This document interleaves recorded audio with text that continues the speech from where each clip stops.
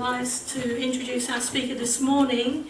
It's Jim Almond, and he's going to talk about, obviously, as we can see, nature in focus. So I shall hand you over to Jim.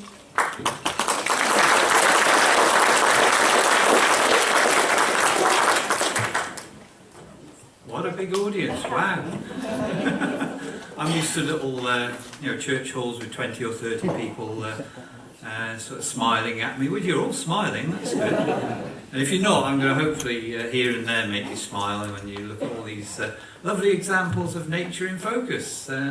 As many of you probably know, I'm sort of mostly associated with birds, the feathered variety of course, and that's my forte. I do a lot of bird photography, but while you're out in the countryside, nature reserves, etc., lots of other things come your way. So this is all about making sure just about everything I come across gets a mention.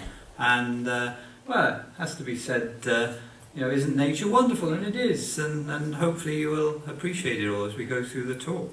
There's a pair of peregrines. These are juvenile birds, and as you can see they're happy to be, that's probably their maiden flight, and they're already playing, touching talons and things like that. Anyway, just in case you've got a few hours or days to while away, I've got a website if you want to look at thousands of bird photographs, and as you see there, that's a local osprey that I photographed at Venus Pool, just by Cross Houses, south of Shrewsbury. So there's a lot of things to be seen locally. Once you've tired of my website, you can have a look at the blog. Everyone has an internet diary nowadays, don't they? And that keeps me up to date with my pictures. That's the one good thing about this. Blogs and that sort of thing are a big time waster, but it does make sure I have to sort and figure out which are my favourite pictures from wherever I've just been. And there's me in action in the field. Every time I look at this picture, it reminds me of an appointment I had with an orthopaedic consultant examining my back problem. And, he was looking at x-rays and saying, puzzled expression, "Do you carry something heavy over your one shoulder?" Yes, I've got a strange S-shaped curve, not the one you normally get, but there we go. So in my efforts to correct this, I tried additional baggage.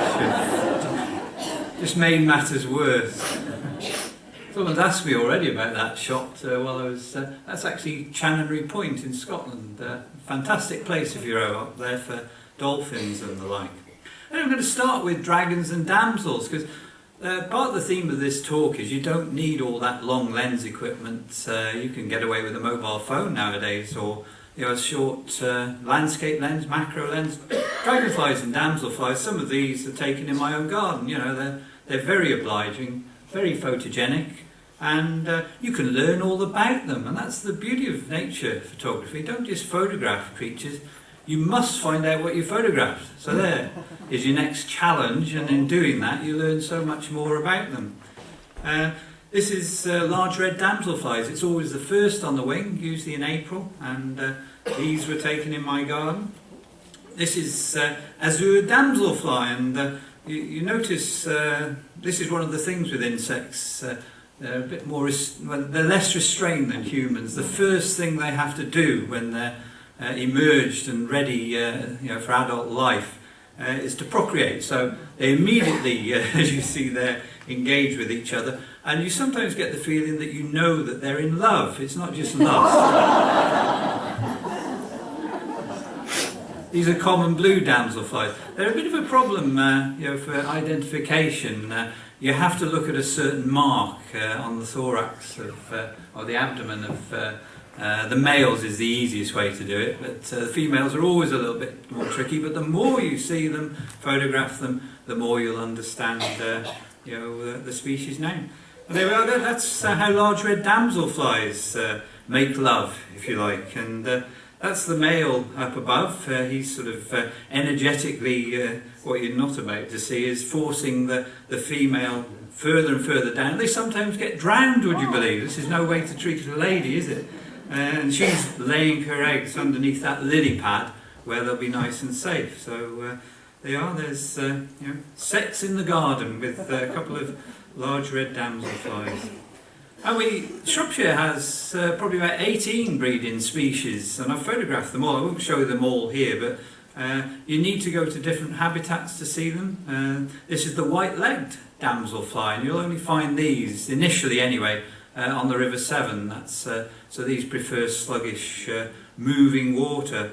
And with a macro lens, you can get right in close to those legs and see they are actually white. You know, the inflated tibia of this white-legged damselfly. So in getting these close-up pictures, you can get the identity and the diagnostic shots that you maybe need.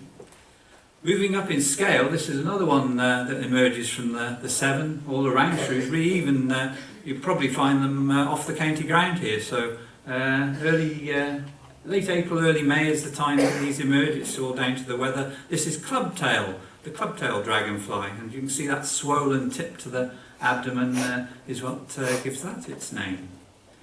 And you have to go into some pretty unpleasant environments. Do be prepared if you're going out dragon flying, especially in the wild. This is at Wixle Moss. You know, you've got to get into some peat bogs and all sorts of delightful gloopy habitats like that. And this is a female laying her eggs in the mud. Once in a while you get an obliging dragonfly, and this is one of the problems with nature. It's usually on the move. So this shows you exactly how I'm taking some high quality shots with a camera. As you can see, they're mounted on a tripod with a macro lens, and just in front of that camera lens you can just about make out the dragonfly concern. That's the migrant hawker. If you see a blue large dragonfly at the moment, it's almost certainly going to be that one. They come over from the continent. That's how it gets its name, migrant hawker, and they will be on the wing till mid to late October. It's only the frosts that really stop them. So there you are. That's the picture I was taking, and it's a nice. Even though it's brown in it, you get the illusion you see a blue dragonfly when it's on the wing. So now I had my captive dragonfly. I never do anything untoward. There's nature photographers out there who will happily kill an insect just to pin it on something, and every creature I deal with gets treated as if it was one of my children or something. You look after them. This is nature's bounty in front of you. So I was able to take lots more other close-up photographs. And once you see features like the dragonfly's eye in close-up, wow, just look at that. You can see all the little reflections that make up what they see. And it still hadn't flown. That was the amazing thing. So there we are. The other thing about identifying this one, if you look at the top of the thorax there, you can see what looks like a yellow golf tee. And that's absolutely unique. So if you get a close view of one of these, look for that yellow golf tee and you know you've got a migrant hawker. Here's another one, just to show you how beautiful they are. This is broad-bodied chaser, another one that you can find reasonably easy in Shropshire as well, or even at your garden pond. Final one, just to show it can be done, even though they're constantly moving around. This is a southern hawk, photographed on the wing. So you have to change your strategy for this. No time to put a camera on a tripod and try and track it. The only way to do this is hand-holding and with manual focus. One thing you learn about dragonflies is they're creatures of habit, and they will always fly the same flight path. So it's just a matter of guessing the focus, and then minute little tweaks to it as they fly past you, and you hopefully get one or two sharp ones. So these that's a southern hawker. Right, we're in for a change of venue now, and I'm going to take you on a couple of twitches. This is the strange thing that serious birders do. You hear about a lost vagrant bird probably 200 miles away somewhere in the country, and you get up before dawn to drive there and photograph it or watch it. So we are. This is a southern grey shrike, and I went for this one really. It was up in North Yorkshire. Basically because such good pictures were coming out, it was standing on, it was even perched on people's cameras, and I wouldn't say heads, but bags, and it was obviously quite tame. And for the first hour, all I had was this distant view in a bush, probably about 60, 100 metres away. So I was dreading the fact that I'd be the only photographer there to come away with the most dodgy shot of a southern grey shrike. And you have to be patient at this game. You know, after about an hour, things started to get a bit more interesting. You know, it came closer, and it was showing us the way. You know, and obligingly perching on signposts and stuff like that. And then before you know it, I was with a crowd of people, and yeah, it looks as if we're all ganging up on it, doesn't it? You know, we've all found this bird and surrounding it. Well, not a thing of it. It flew to us, and I suddenly had to forget about my long lens and get the short lens out because it was at our feet. And what it was doing, basically, I didn't get a shot of it picking one up. As you stand on grass, a bit like cows do, you shuffle about and make vibration. It brings the worms to the surface. So that's what he was doing. He was picking up worms at our feet. But nevertheless, that's, if you've never seen one before, a southern grey shrike, and we'll leave it perched on that signpost again. Give it a bit more feather detail than I originally managed. This was probably, it was at the time, the longest distance I'd ever driven to see a rare bird, and this is the Lost Gardens of Heligan. I'm sure some of you have been there. Fantastic place down in Cornwall. I'll call this the Rumble in the Jungle. It sounds a bit like it's a boxing match, doesn't it? But don't worry. And the bird that was landlocked here after, would you believe, flying the Atlantic was a green heron which had come all the way from North America. And there it was, in this little pond, you know, just scouring the margins of the pond. And it was actually catching small fish and just skulking along. There we are, you can see a small fish in the bill there for that particular one. And I managed to combine the hobbies of dragonflies and birds here because it snapped a dragonfly out the air as well.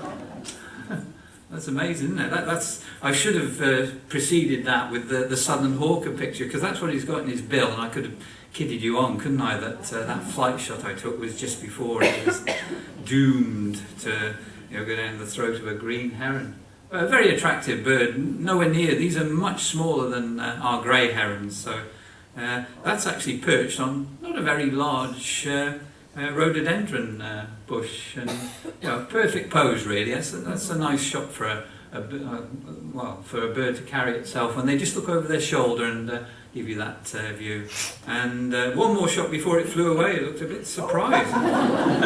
You always know when a bird's about to fly. They actually hear something, and that's the time to click away and get the flight shot, because which I didn't manage. But nevertheless, you can't have everything.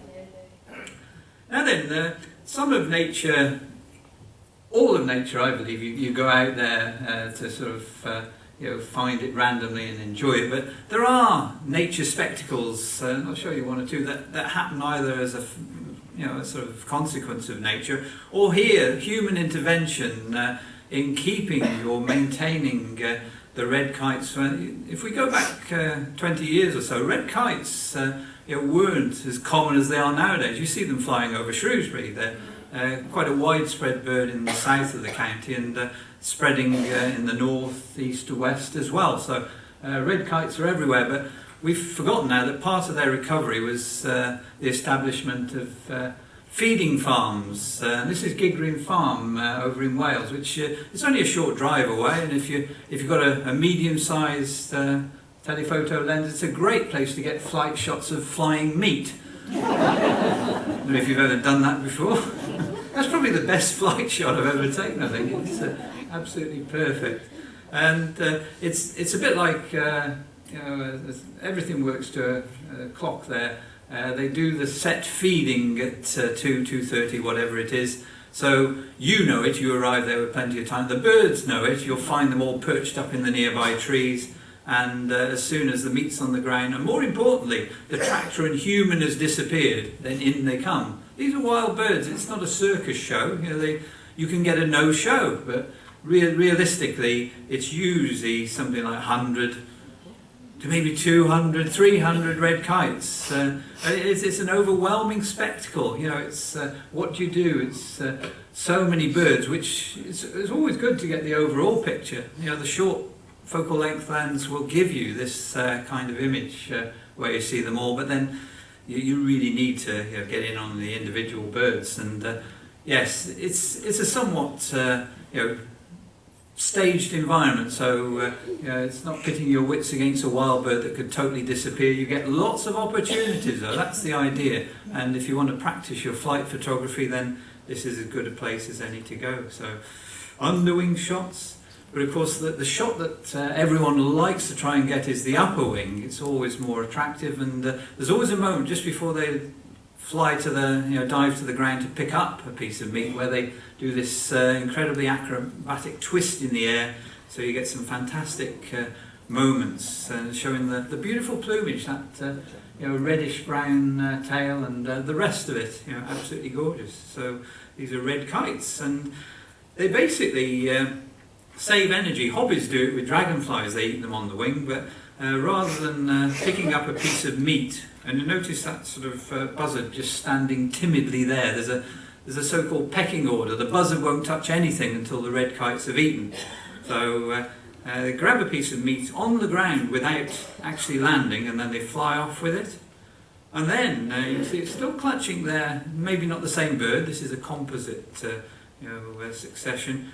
And now you can see it's just put this morsel of meat in the one particular talon, and then they'll actually eat it, consume it on the wing. So it saves them flying to a tree to land, to eat, to fly off again and join in the melee to try and get more food. So the more times you can go around, pick up a piece of meat, the more you get to eat.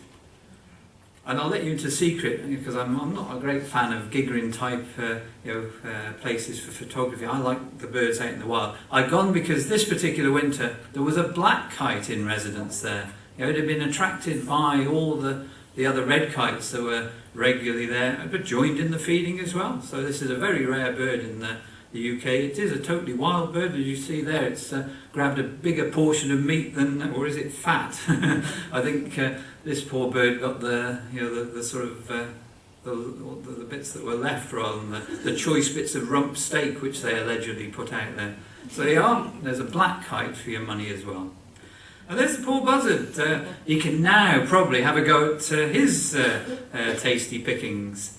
And you get some unusual sights there, because I'm not entirely sure whether this pied wagtail was about to tuck in. He's probably best to keep his head down, because next in line to come in is the herons. So you find all sorts of other birds you wouldn't expect to be feeding there, making their moment felt. And then finally the corvids, crows, rooks, ravens will come in as well. So it's the classic pecking order. The birds seem to know which is their destiny and when to eat. Well, I mentioned earlier with the dragonflies, you've got so much nature in your garden, then if you've got a reasonable lens, particularly a macro lens, why not go out when there's something interesting to be seen? If you see ladybirds from a distance, you just see a random ladybird sitting on one of your roses. If you look closer, you suddenly see, wow, it's actually feasting. You see all those little aphids there. So you can actually get the picture of, get some you can identify the aphid if you feel so way inclined. Maybe that's a challenge too far, and in this particular picture, I can see it on the screen there. It's actually consuming one of the aphids, and that's what they're actually doing there. Feeding themselves up and making you happy in the process, because they're the aphid taking all the aphids off your plants. And this is a leather jacket. Are you troubled by these? It's the larva of the crane fly, and they get in your lawns. I don't think they do too much damage actually, but if you feel inclined to remove all the leather jackets from your garden, there's one useful tip I can give you. Get a local friendly hoopoo to give you some assistance. Now in Shropshire it's not going to be an everyday occurrence, let's face it. I've only ever seen 3 in Shropshire ever. So it isn't going to happen very often, but every time I've seen hoopoo, especially, it's the classic bird. If you read the books on them, they always turn up on a vicar's lawn. So if there's any vicars in the house today, or you know a vicar, that's where to look. If the house name is called the rectory, that's where they'll turn up. So there we are. There's our hoopoo, and every time I photograph them, they always do this. They delve that bill into the lawn, they pull up a leather jacket and they toss it up and then eat it. Straight down the throat basically. And if that wasn't a fluke, because there it is again, I think that's the last one anyway, but that's entertainment with a hoopoo, which not the easiest bird to find locally. I always do a little section on Shropshire peregrines. I help coordinate the group at the moment, and I've had a licence to photograph one pair at the nest, so do be aware the pictures you're about to see are covered by a Natural England licence. You can't approach a peregrine's nest in that way without, you'd be breaking the law, so don't do it. But over the years I've created some wonderful photographs that I feel really privileged to have taken. Maybe a book one year, one day, who knows, but you see some sights that are absolutely engaging, and in a sense maybe we shouldn't be doing too much of nowadays, but I know with this is taken from a height, it's probably about 50-60 metres away from the breeding bird. I'm using long lenses, etc. Totally confiding in a sense. I don't pose a threat. There's a valley in between, and there we are, female peregrine with 3 eggs. And this was probably one of my luckiest shots, because I happened to be there the day, and you can actually see the cracked egg there where that young chick has just hatched out of the egg. Just blowing it up a little closer. And would you believe that that chick there is covered in down, which when they come out of the egg it's still quite damp and sticky, so it sticks to the flesh, as you see there. By the end of that day, that will be a downy chick. You can just see the head there. And one thing that has puzzled me, I've never been sure when these chicks have their first meal. I'd never seen it being done. You always see them when they get a bit larger. They're feeding 2 or 3 times a day. But I'd never had an inkling when they would have their first feed. Would it be after 2 or 3 days, whatever? It was actually on the first day. Only had a small bird that was brought in, but you can see there the female just tenderly putting little morsels of food in the bill of that young chick, which by the end of that day was able to sit up and sort of have it forced into it's basically feeding by gravity. Put the meat, as you can see there in the bill, lie it down, and hopefully it will fall down the throat. So there we go. And it did live to sort of hatch, etc.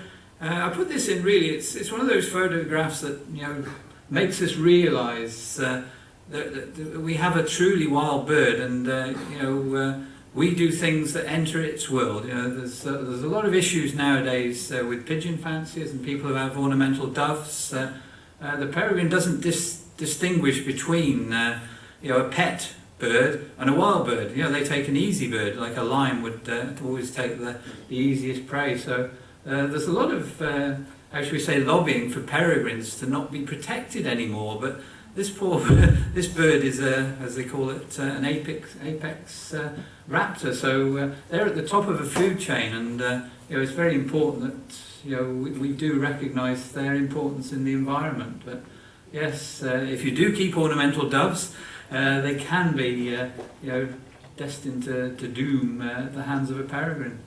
And they have usually up to 4 eggs, which hatch 4 chicks, and that's a lot of mouths to feed. So, there's a lot of feeding to be done there. That's always a picture that raises a smile, isn't it? If you can see the little catchlight in those birds' eyes, you'd see the female peregrine flying up above, imploring them to fly. And there they are. These are 2 chicks having their maiden flight. Isn't that amazing? And there they go, up in the air. To do, as you saw on the title slide, a little pretend food pass. They literally touch talons. There's no food or anything there to food pass, but this is how they will pass food between themselves and to and from the parents, as well as they become truly flying free wild birds.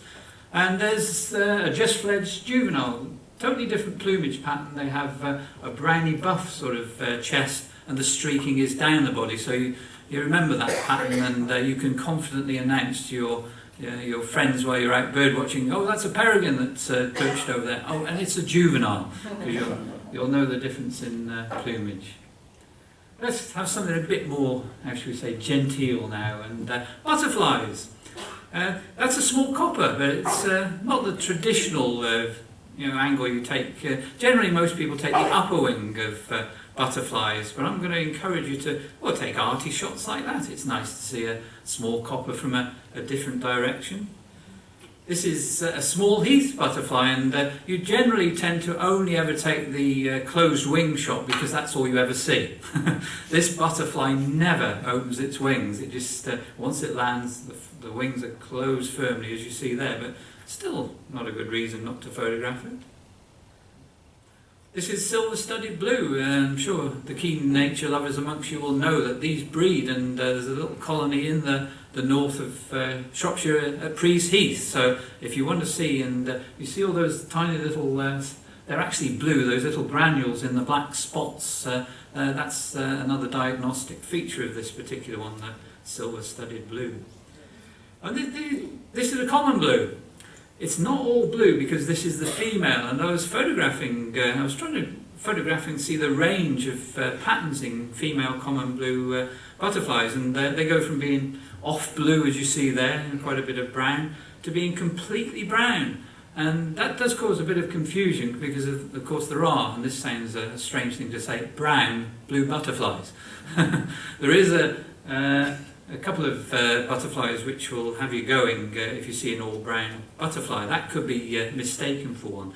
So then you need to look at underwings, and this particular one, if I go back to that one, I look at the shape of the wings, and those are very rounded, whereas in this one you see they're quite angular, quite pointed at the top of that, and much browner. And when I finally got this to open its wings, totally different. The blues we were just seeing. This is a brown Argus, and it's now, this one was one of the very first that had been photographed locally at Venus Pool. Now you can go there and see dozens, and it just shows how nature is changing all the time. In the last 10 years, this has gone from being a totally very rare. There's always the occasional vagrant, but not a breeding butterfly at all. Now that's breeding at several sites in Shropshire, so it's become an easy one to see, brown Argus.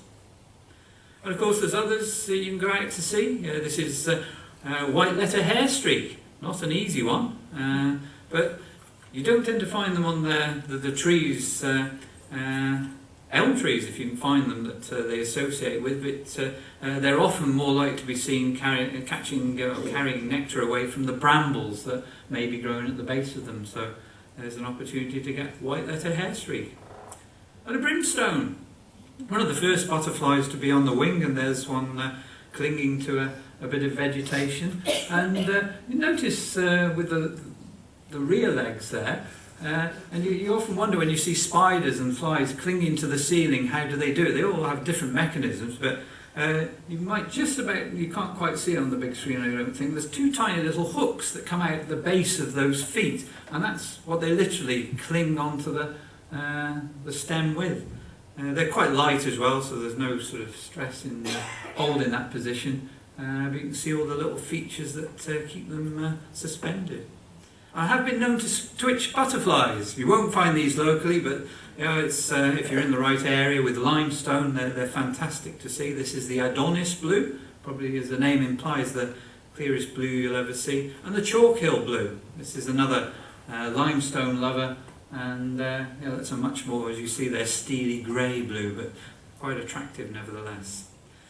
How about this? A bit of audience participation. Can any? If I give you two clues, that's a little caterpillar that looks like a bit of a bird dropping sat on milk parsley. Does anyone know what this is? Ladybird. No.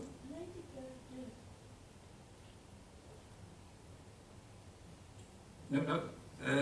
If I show you, this is again easy, and show you the caterpillar a little bit bigger.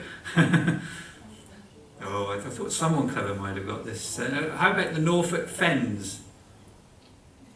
You don't get these in Shropshire. Yes, it's a swallowtail, and it's a curious association man has with these. That they only exist with human intervention. You have to. Their food and breeding plant is milk parsley, and you have to manage a reed bed to make sure you've got enough of that for them to actually breed on, because otherwise it just gets choked and totally taken over by the native reeds, the Phragmites and whatever. So it's only by managing reed beds we have a population of swallowtails there.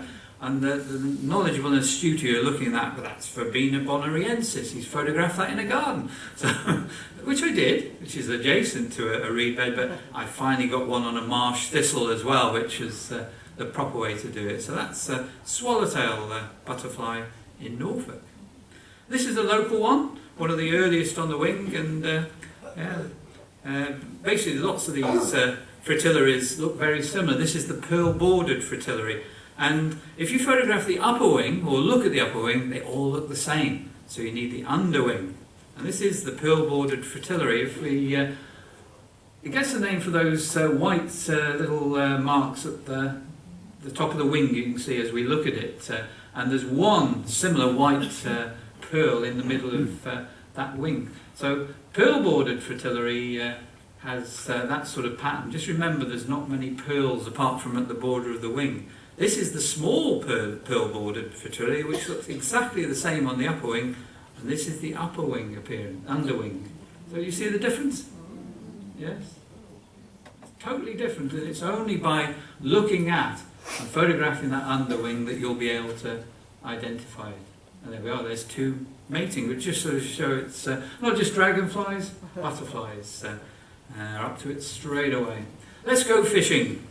Well, I think most of these were taken at Venus Pool, and there's no finer sight when you've got a kingfisher there. There haven't been many sightings this year. It's been a bad year for kingfishers, but they will hover just before they dive in the water for their fish.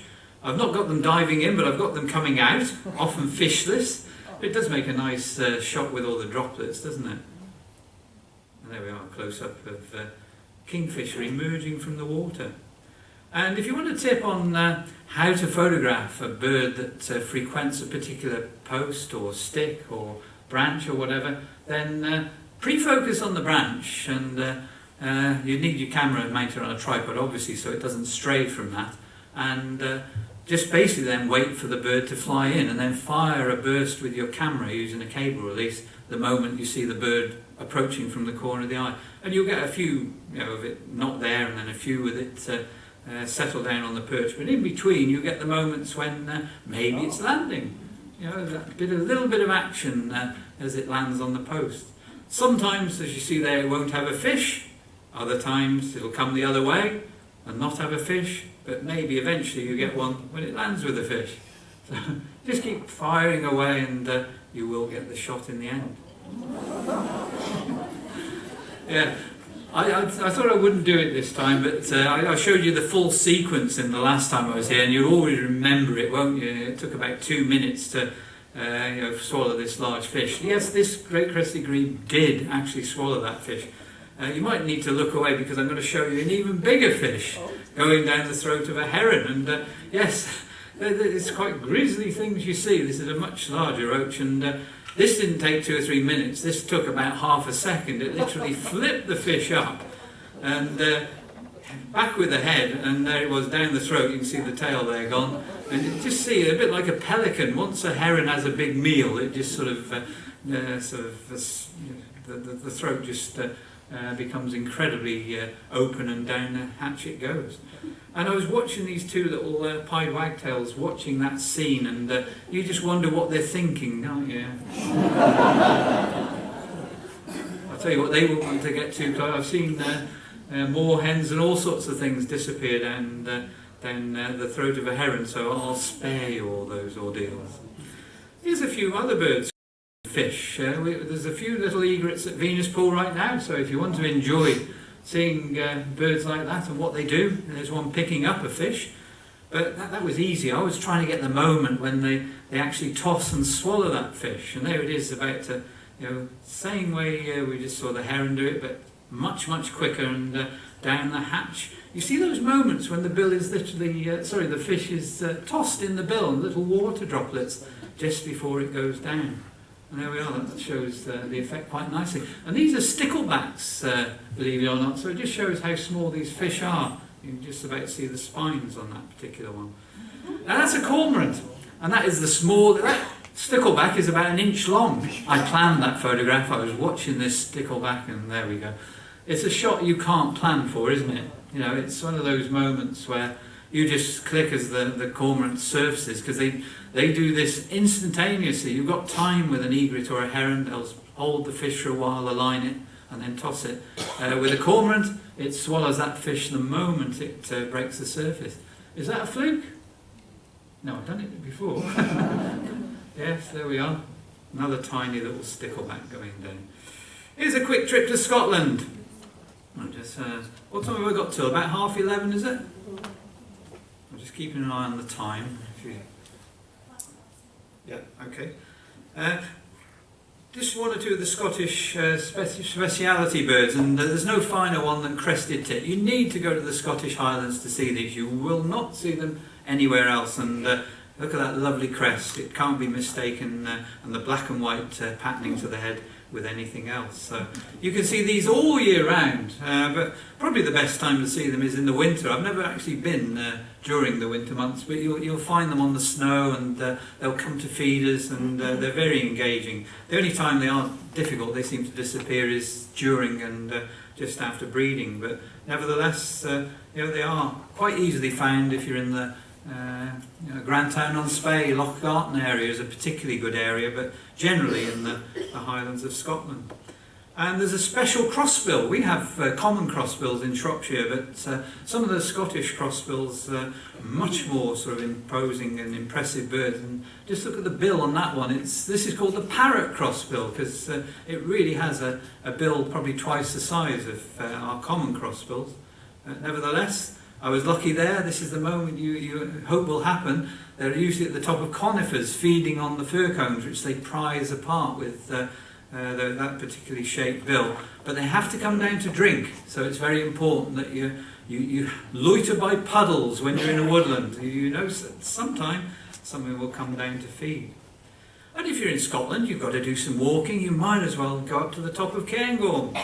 And don't take the funicular. It's always best to walk. You can be your own person and stick to the footpaths and go higher up, where you're probably in a chance of ptarmigan. And ptarmigan are incredibly, just like most of the grouse family, engaging. They will come close. If you just sit quietly, and that's my modus operandi, find some, you hear them, or have a gut feeling there's some nearby, just sit quietly, and before long they do seem quite curious. They'll come wandering about just to have a look what's going. This was taken in April, so before they start breeding, etc. And there's a female coming out to having a look, and they're less often seen. These are quite cryptically, camouflage, as you see there. The idea is they disappear once they're on the ground. Eagles or whatever can't find them because they're totally camouflaged at the nest. Well, this is how you usually see them at a distance. Ptarmigan on a rocky bit of rock, usually right at the horizon, but nevertheless you can get quite close to them. And yes, this one was actually running over a snow flurry, which at the top of Cairngorm and Ben McDooey at the back, you can have quite a lot of late snow, so you have to have a careful eye on the weather forecast before you go up there.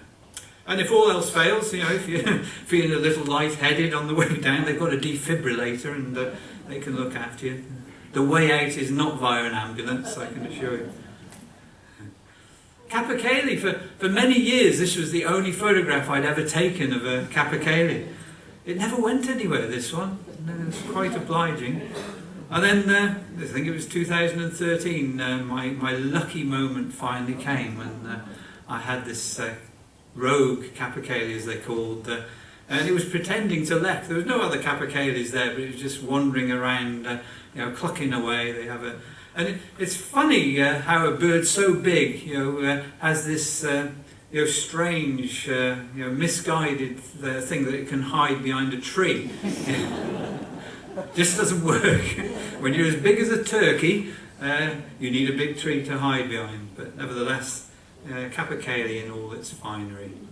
And a little landscape. This is Lochindorb, not too far away from Grantown-on-Spey, where it's always good to have a wander around. You do see these are grouse moors in these parts, so it can be a bit of a sterile environment, but there are plenty of red grouse there to see, and I always like the way they sometimes keep their head down and they just poke it up. But there we go. Their fate is probably sealed later in the season. Lochindorb is a fantastic place for divers. There's never many. In fact, there's usually only one pair of black-throated divers. You see red-throated divers on there, but that's another iconic bird. We tend to see them south of the border, more in the The winter when they're in much less interesting plumage. So that's black-throated divers in their summer breeding plumage. And you're just driving around the loch, you just stop every now and then when you spot a bird. There's lots of wading birds right at the water's edge, so you can see common sandpiper, as you see here, redshank, and on the moorlands where the grouse are, you'll also see golden plover. And they always seem a bit more golden than the Shropshire ones. I don't know why, whether that's true. This is a little lochen called Abbey Lochen, just down the road from Grantown-on-Spey. And this is, it's a tiny lochen, only about 120 metres across. And yes, it usually has about 3 pairs of Slavonian grebes, which are in breeding plumage. And that's one of the most beautiful of our breeding birds, I think. Slavonian grebe. And beware of Scotsmen selling eggs. It's an interesting sign, isn't it? Useful way to dress up a bit of a post outside your garden. And then we've had butterflies. I'm going to show you some moths. Everyone thinks moths are boring, or frightening. You don't like them in your house and stuff like that.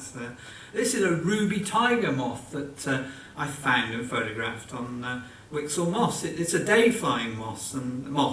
And as I was watching it, I suddenly became aware it seemed to be in 2 places at once. In fact, there were 2 ruby tiger moths. And look what they did. This is almost unique. I mean, you see a rare moth, and then you get 2 together making love, copulating, whatever you want to call it.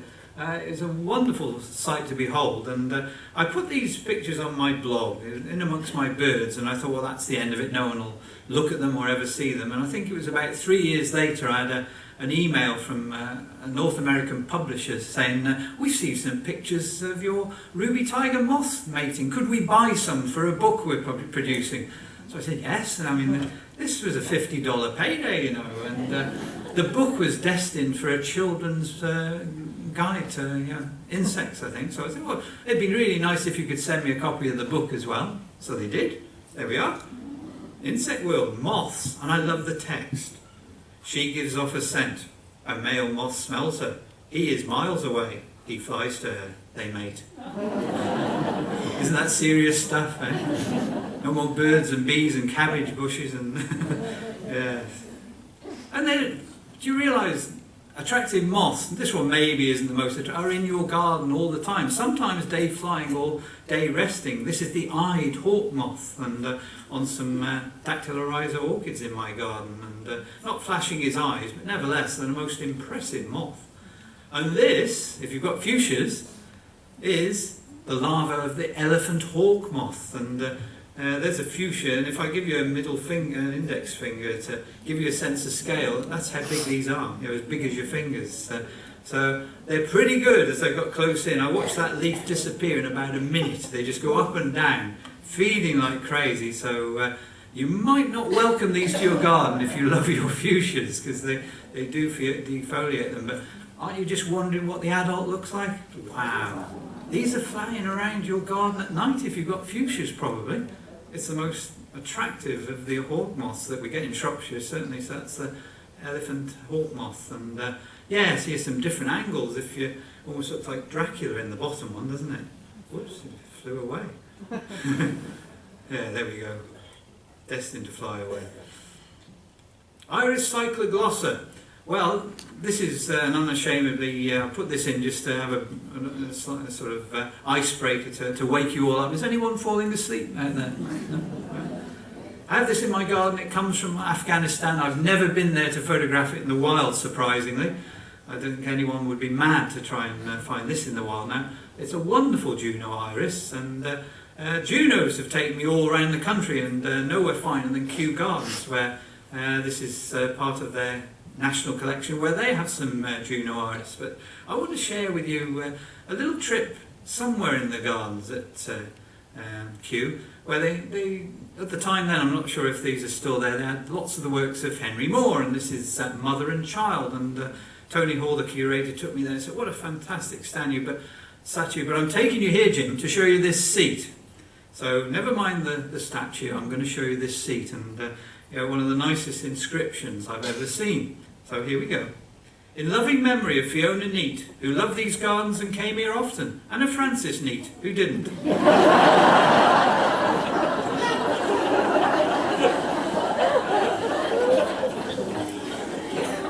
that lovely? That is how to remember your loved one. You're smiling. Everyone I engage with that picture smiles, and what a lovely way to remember your relatives. Right, this is probably the worst nature photograph I've ever taken. I'm going to give you a challenge. I took this at Wood Lane Reserve in near Ellesmere in the north of the county, and I spotted this creature swimming across one of the pools there. So who's going to be brave and say what this is? No, that's a good guess, because it's obviously something not obvious, isn't it? But it's not a squirrel. It's not a snake, it's not a vole. It's not an otter. I thought that would be a popular one. It's not a mole, it's not a mink. Wow, someone over there gets a star prize. If we see a little bit further, as it's just emerging from the water, it's not quite so obvious. But in this one, I think you'll get it. Yeah, did you know rabbits can swim? No? Yeah. Well, they can, and that one swam across, it wasn't the main scrape, but one of the really big, it probably swam for about 60 metres, to whether it was spooked by a fox or something, I don't know, but yeah, one bound in the water and then off, so rabbits can swim. This is true, there's one. Except that's not a rabbit, that's a bunny, as my daughter would tell me. Yeah, they're much cuter, Dad. Bad hair day? I don't know, mate, everyone loves hares, and I'm the same, I love hares, but I always think they look a bit grumpy, and this one was absolutely soaked after a torrential downpour, and eventually he must have dried out, but I took this series of pictures of him cheering up ever so slightly. I'll try and find for the next time I come some nice smiling, happy pictures of hares to entertain you. And of course, let's say with this trepidation, who loves squirrels? You do? Yeah. Well, I won't say anything unkind then, because grey squirrels aren't everyone's favourites, especially if you're a keen gardener, and but they can occasionally be cute. This is a talk closing. I've used this before, and everyone usually prefers the red squirrel, because there's much more. And of course, it has been a bit of a disaster for red squirrels, the greys taking over and disease, etc. But in the States, I don't know if you're aware of this, that they have black squirrels, and it's basically a grey squirrel with a mutant gene which creates, just has black plumage and sort of for everything.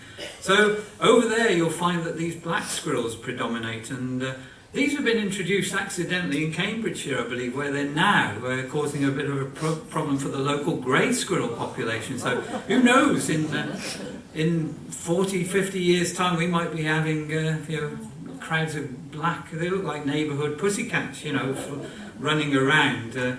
Great big things they are, but they're probably no bigger. You just get the illusion of being larger than a grey squirrel. And while I was in the States, I thought this would make you smile as well. You see my breakfast as well as some of the photographs I've taken. I was stopping with a lady who I remember her proudly announcing, "Well, Jim, tomorrow morning you're going to have pop-ups for breakfast." And I thought, "Oh, that sounds exciting. What are they?" And these are pop-ups. So I proceeded to sort of cut one in half, put some butter in, and then melt the butter and strawberry jam in, and I can tell you it's indescribably good. But then I had to come clean with it. I said, "No, these are Yorkshire puddings." So the Americans eat pop-ups. Never mind your roast beef. You try Yorkshire puddings with butter and strawberry jam. It's absolutely fantastic. There's a loose way to get into the real sort of pest of gardeners in New England. This was actually taken chipmunks, and I barely had time to protect this creature fiercely, because my hostess announced she was going to get her gun. I'll deal with him. And I said, "Well, he's so cute, he's not doing anything." "Well, look at him, he's eating my bulbs now." So they're quite adept at digging up your bulb collection from your garden. Never mind moles doing it, or this origin. Chipmunks are bad news. And this is indigo bunting, as you all know. That's not a native British bird, but nevertheless I had a fantastic time photographing indigo bunting while I was in New England. And it led to a very strange encounter. where I was photographing was this place. The Americans love their military, etc. East River Park, and I was photographing these two pictures you see here, and then I felt a tap on my shoulder, and I looked round, and there was a lady stood there, and she said, "Are you Jim Almond?" I was taken aback. I'm 3,000 miles from home or whatever, and someone's walked up to me and said, "Are you Jim Almond?" I said, "Yes." Well, that's incredible. And she said, "Oh, I'm so-and-so, I can't remember her name. You're not in the audience, are you?" "I live in Ludlow." I said, "Oh, that's incredible. You know, we're both on holiday in New England, and you know, you've bumped into me." And then it was only after a minute or two we were chatting and who we knew and stuff like that. And I said, wait a minute. How do you know who I am?" And she said, "Well, I just saw your bag and I was worried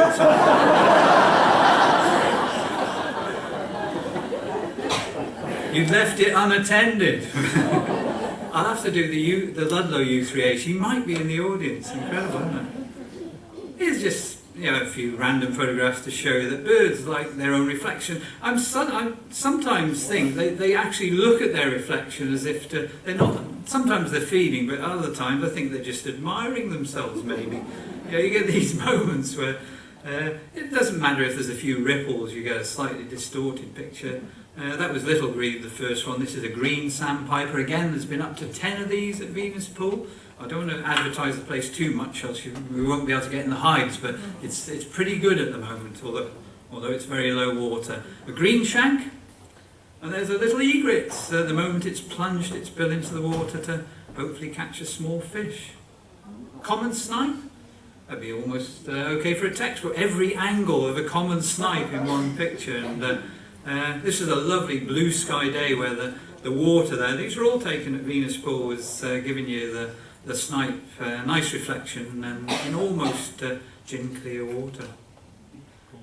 Here's some insects. Well, this first one you might not want to meet. Does anyone, that's that same thistle, isn't it, that I photographed the small copper on, and look what was next to land on there. Does anyone recognise that? It's quite a pretty fly, isn't it? Yeah, someone just mentioned it. It's a horsefly. And I'm showing you this because you might sort of, depending on your outlook, you might think, "Oh yes, what a pretty fly." You know, I won't do that any harm. But yeah, that is, you can just see at the front end of that fly, that rather dagger-like appendage there is what it uses to tear inside your flesh, because this is a horsefly, and as the name implies, when you've got tackle to deal with horsehide, human flesh is quite easy to deal with. And there's my arm. That's probably about a minute to 2 minutes. I'm really allergic to these things, and if I don't take a Piriton, I'm giving you a warning basically. If you're out there photographing nature, do make sure you've got spray and maybe sort of something to lessen the effects immediately of bites like horseflies, etc. Because your arm you can actually get hospitalised if you don't take some sort of treatment. So there we are, there's a cautionary tale. And this is, would you believe, there's a little stat for it, this is the heaviest fly in Europe. It's the dark giant horsefly, and these occur in Shropshire. And I photographed this at, Titterstone Clee. And they're about as big as a hornet. You know how big a hornet is. And I photographed it, and I was just looking at my camera back, and I looked down again, and it had gone. I spent the next 2 minutes sort of scratching, knocking my clothing. I was convinced it might be somewhere on me because, this is in another league. This is, as the name describes, a serious horsefly. And they'll come into gardens. They do occur randomly almost anywhere in the county. Just be careful. Oh, that's a stoat, common stoat. And I was photographing a family of them. This was in Norfolk a few years ago, and it was funny, the way they react. There was 6 of them there, I think, and whether it's a safety thing, there were only 1 at a time would ever put their head up. So I had to get all the photographs back home and then do a bit of stitching on the computer to create this shot for them. But don't they look cute? No, this is nothing political. This is not about fox hunting. This is, I seem to have encountered foxes here and there. It's nature in focus whenever I'm out there. There's one who's obviously been doing some swimming in Norfolk, and I wonder, if you're out in a January morning, you find one just walking across a totally frosted pool.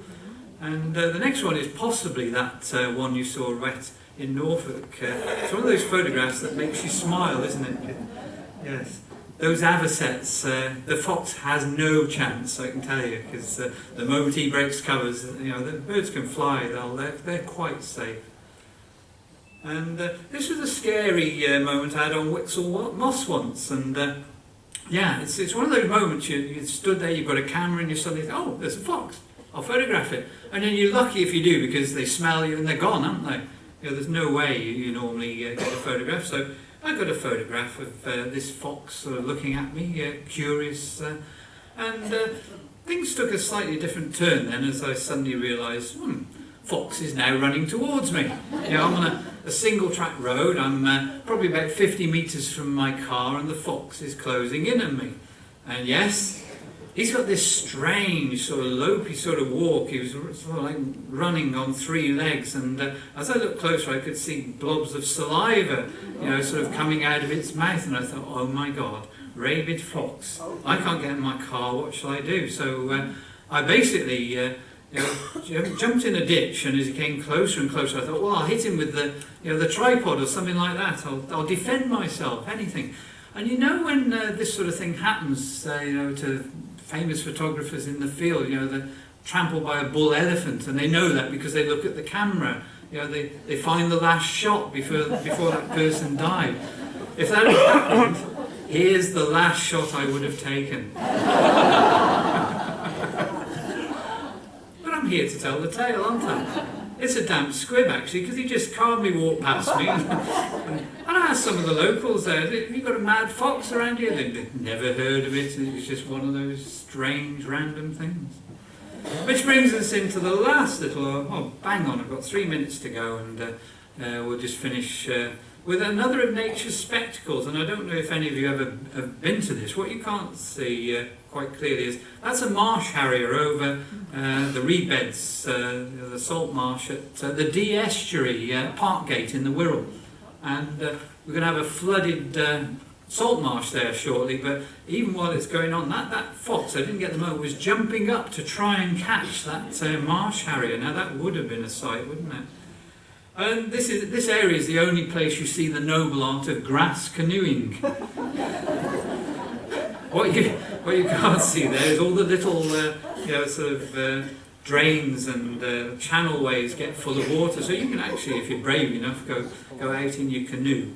And this only happens it's the big spring neap tides, when the water, the tide is higher than ever before, and it actually floods the whole salt marsh, which only happens 3 or 4 times a year. And when you think about it, all the habitat there has been developed for the creatures, the voles, the birds, and the smaller creatures in that area. And it really disturbs everything when that happens. So do go early if you fancy doing this. Parkgate is the place you need to be. And there's usually several hundred people there, with cameras and just watching to see what happens. And this is what it looks like as the tide is starting to turn. And then slowly you suddenly see this quite quickly creeping wall of water coming towards you. And eventually it does come right up. It doesn't cover all the vegetation, but nevertheless it's one of those sights that you'll only see. And the first one is always the most important, because this is when everything seems to happen. So all the predators there, the herons will be eating some of the birds like water rail, which are displaced. They can fly, but they tend to run away, and as you can see, there's one there disappearing down a heron there. Kestrel will be landing here and there on voles, etc., as will short-eared owls.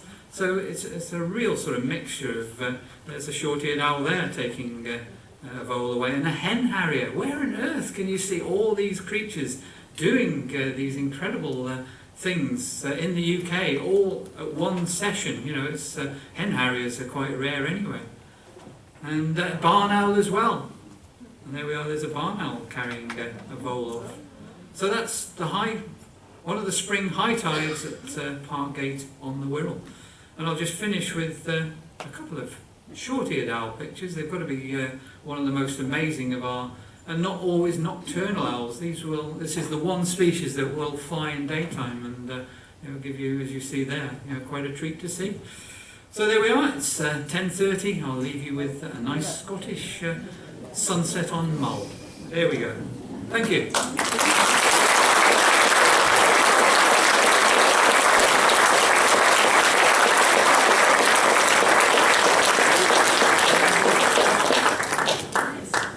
Would anybody like to ask Jim some questions? The answer is no. You sure? You got? Yeah, this will start a deluge of questions.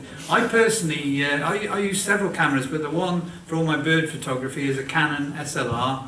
7D Mark II is the one I use now, but I've worked up to that with generations of similar Canon cameras. They get better every year, so the one you buy is usually the middle of the road, which at the moment is the 7D Mark II.